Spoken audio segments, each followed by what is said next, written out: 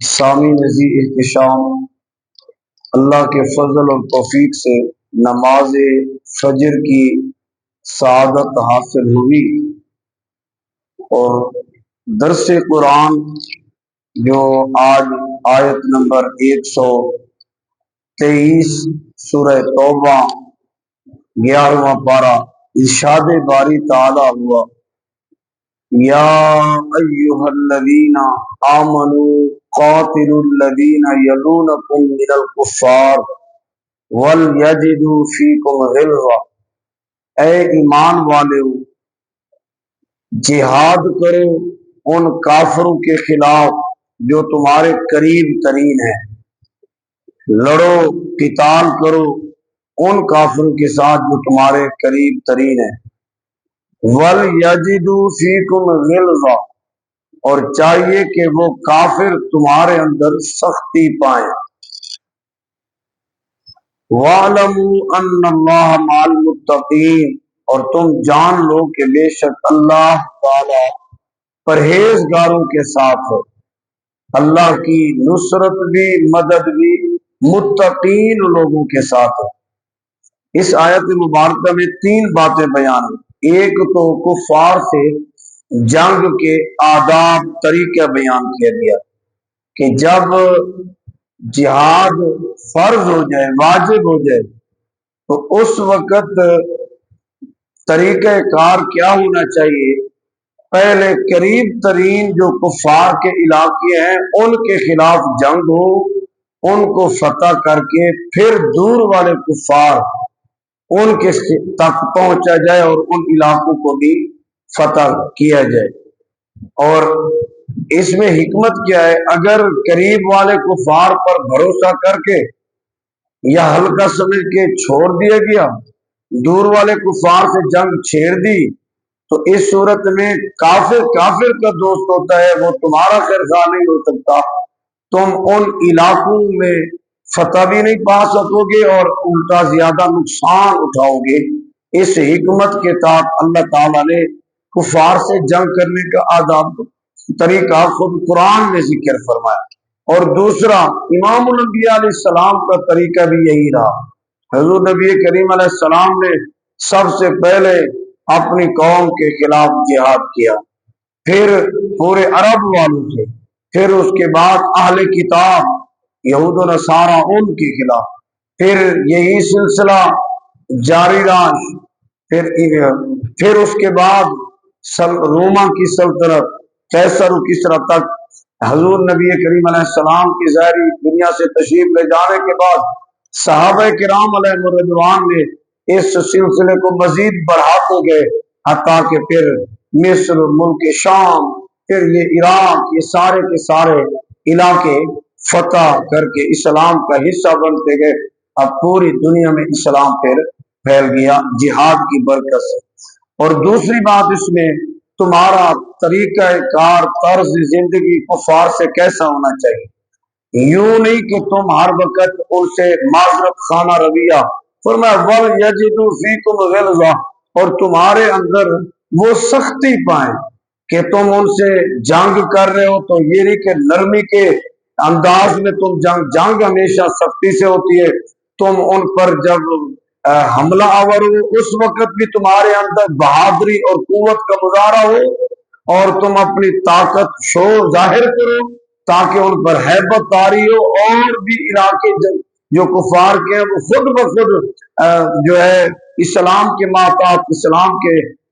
قریب ترین ہو جائیں، نہ کہ وہ جنگ کرنی پڑے۔ پھر ان کے ساتھ آج المیہ یہ ہے کہ مسلمان سے سختی برتا ہے، دوست سے، بھائی کے پیچھے پڑا ہوا ہے، لیکن کفار سے ہر بندہ ان سے محبت اور اظہار ہمدردی اور اخلاقیات کا جو ہے دائرہ وسیع کر دیتا ہے، چاہے وہ حکمران ہو یا رعایا ہو۔ آج کے مسلمانوں کے اکثر کی کیفیت یہ ہو چکی ہے، اپنے مسلمانوں کے ساتھ نہ اخلاقیات سے پیش آنا ہے، نہ محبت سے پیش آنا ہے، نہ اظہار ہمدردی ہے، نہ خیر خواہی ہے، غیروں سے جو ہے بڑی اظہار ہمدردی۔ تو قرآن نے کہا اے ایمان والو وَلْيَجِدُوا فِيكُمْ غِلْظَةً، تمہاری زندگی اور معمولات کفار سے اس طرح گزر بسر ہو کہ وہ انہیں ہر وقت خطرہ ہو اور وہ تم میں سختی محسوس کرے۔ وَاعْلَمُوا أَنَّ اللَّهَ مَعَ الْمُتَّقِينَ، اور تیسری بات اس آیت میں جو بیان ہوئی، فرمایا یہ اعلان کر دو لوگوں کو پتہ چل جائے اللہ صرف پرہیزگاروں کے ساتھ ہے، یعنی کفار کے ساتھ اللہ رب العزت کی نہ معیت ان کو نصیب ہونی ہے، نہ فتح و نصرت ان کو، ہمیشہ کامیابی ایمان والوں کے ساتھ ہے۔ اور متقین کون لوگ ہیں جس کا متعدد مرتبہ ذکر فرمایا ہے اس موقع پر بھی، پرہیزگار وہ لوگ ہوتے ہیں جو اللہ کی حرام کردہ چیزوں کو حرام سمجھے، اور اللہ رب العزت نے جن گناہوں سے بچنے کا فرمایا ان سے بچیں، اور پھر فرائض پورے بجا لانے والے وہ متقین ہوتے ہیں۔ ہمارے ہاں رائج ہے نمازیں پڑھ لو، روزے رکھ لو، حج زکات ادا کر لو، نیکی کے کام کرو، گناہوں سے نہ بھی بچو پھر بھی پرہیزگار ہو، تو یاد رکھیے گا حدیث پاک میں حضور نبی کریم صلی اللہ علیہ وسلم نے ایک موقع پر فرمایا تم میں سے کون ہے جو مجھ سے کچھ باتیں سیکھ لے؟ تو صحابہ کرام نے رضوان سب کے سب حضور علیہ السلام سے کچھ باتیں سیکھنے کے لیے ہر وقت تیار رہتے تھے۔ تو حضور نبی کریم علیہ السلام کی بارگاہ میں اس وقت حضرت سیدنا ابو ہریرہ آگے بڑھے، عرض کی یا رسول اللہ صلی اللہ علیہ وسلم میں آپ سے حاصل کرنا چاہتا ہوں۔ حضور نبی کریم علیہ السلام نے فرمایا وہ باتیں مجھ سے سیکھے اور اوروں کو بھی پہنچائے۔ عرض کیا رسول اللہ میں حاضر ہوں۔ نبی کریم علیہ السلام نے ان کا ہاتھ پکڑا اور پھر 5 باتیں گنوائیں،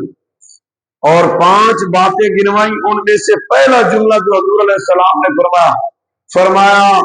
اتق المحارم تکن عابد الناس، اے میرے غلام حرام چیزوں سے اپنے آپ کو بچا لے تو سب سے زیادہ عبادت گزار ہو جائے گا۔ اس لفظ اور جملے میں متقین کا معنی واضح ہو رہا ہے۔ تقوی کس کو کہتے ہیں؟ نیکی کے کام کرنے کے ساتھ ساتھ گناہوں سے بچنے کو، کیونکہ تقوی کا معنی ہی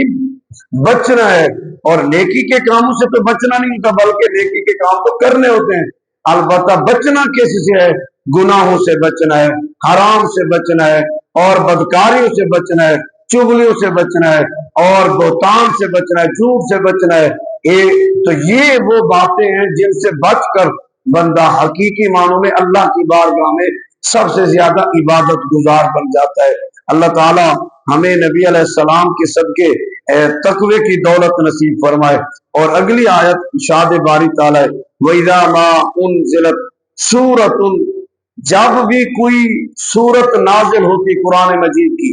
یا آیت نازل ہوتی، فَمِنْهُمْ مَنْ يَقُولُ أَيُّكُمْ زَادَتْهُ هَٰذِهِ ایمانا،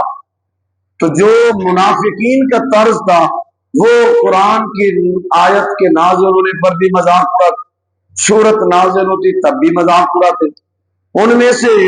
ان کا یہ طرز ذکر کیا گیا کہ ان میں سے کچھ وہ لوگ بھی ہیں جو کہتے ہیں ایکم زادت هذه ایمانا، کہ اس آیت نے، اس سورت نے تم میں سے کس کے ایمان کو بڑھایا ہے؟ تو اللہ تعالیٰ نے ان کا جواب نازل کرتے فرمایا فَأَمَّا الَّذِينَ آمَنُوا، بہرحال وہ جو ایمان والے ہیں، فَزَادَتْهُمْ ایمانا، جب قرآن مجید کی کوئی سورت نازل ہوتی ہے تو وہ سورت ان کے ایمان کو بڑھا دیتی ہے، کیونکہ اس کے اندر اللہ کا فرمان نازل ہوتا ہے، کوئی حکم احکام ہوتا ہے، ایمان والے کا چہرہ بھی خوش ہو جاتا ہے اور ان کا ایمان بھی نور سے بھر جاتا ہے اس آیت اور سورت کے نازل ہونے کی برکت سے۔ فرمایا وَهُمْ يَسْتَبْشِرُونَ، اور وہ اللہ کی طرف سے آیت کے نازل ہونے اور قرآن مجید کی سورت کے نازل ہونے پر وہ خوشی مناتے رہتے ہیں، خوش ہوتے رہتے ہیں کہ اللہ تعالیٰ نے ہم پر ایک اور احسان فرمایا کہ ہمیں اللہ رب العزت نے دین کی اور ایک حکم عطا فرمایا۔ اور یہ حقیقت بات ہے کہ جن کو ایمان کی دولت نصیب ہوتی ہے وہ اللہ تعالیٰ کا شکر ادا کریں کہ خالق کے کائنات بھی ان پر راضی ہوتا ہے، اور ایمان کی بدولت پھر قرآن مجید کے ہر حکم کو منوان قبول بھی کرتا ہے۔ تو اس آیت مبارکہ میں آیت نمبر 124 میں یہ ذکر کیا گیا کہ جن لوگوں نے قرآن کا مذاق اڑایا وہ منافق ہیں اور کافر ہیں۔ مسلمانوں کو یہ بات زیب نہیں دیتی، ان کو چاہیے کہ وہ قرآن مجید قرآن رشید کی آیتوں کی برکات حاصل کرے، اور اس پر مزید ان کا یقین بھی بڑھ جاتا ہے اور ان کا ایمان بھی بڑھ جاتا ہے۔ اللہ تعالی ہم سب کی کامل مغفرت فرمائے۔ الصلاۃ والسلام